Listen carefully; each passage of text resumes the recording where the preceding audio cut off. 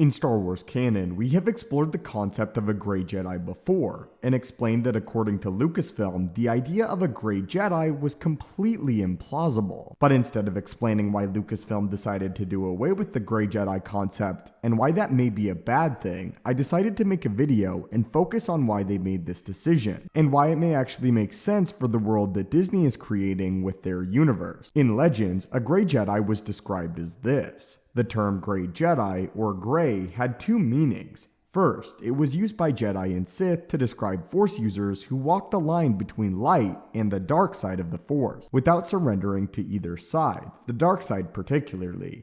And second, it described a Jedi who distanced themselves from the Jedi High Council, and operated outside the structures of the Jedi Code. However, those were considered to be true Grey Jedi met both qualifications and did not belong to any particular Force tradition. Essentially, a Grey Jedi was an individual that did not succumb to the dark side of the Force, but was able to tap into it momentarily and periodically, using both powers stemming from the light as well as the dark side of the Force, and again traditionally not aligning with Jedi or Sith or any Force tradition for that matter. In canon though, this idea of a Jedi or a Sith balancing between the light and dark side of the Force is made more plausible, as in canon it seems as if the dark side is far more difficult to stave off than it was in Legends, more corrosive. And therefore, when one does maintain a position of Grey for an elongated period of time, they eventually fall to the dark side of the Force, or in the cases of individuals like Luke, are able to pull themselves back. It should be noted that the explanation given by Disney and Lucasfilm has stemmed from the comments made by George Lucas about the concept of the Force and how it actually works. This is a quote from the story group.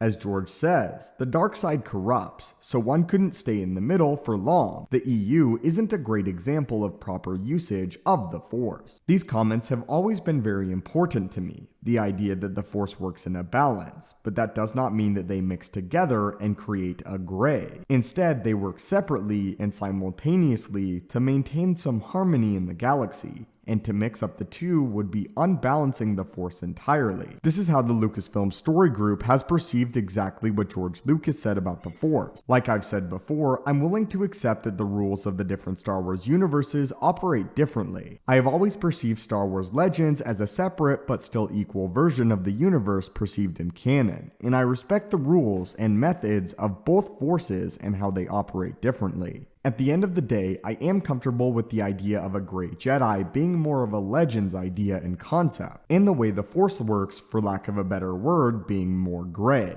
When in canon, it's very clear between the light and the dark side of the Force, and the two never mix, and if they do mix, it can be detrimental to the wielder. Anyway, my friends, I just wanted to make this shorter video explaining away why the Grey Jedi concept doesn't actually exist in Star Wars canon, and the reasoning behind why Lucasfilm decided to do away with this. Again though, I want to hear your thoughts, and what do you think of the concept of a Grey Jedi not existing in canon at all? And how do you perceive the way the Force works in canon as it differs from Legends? As always, my friends, may the Force be with you, and have a great day.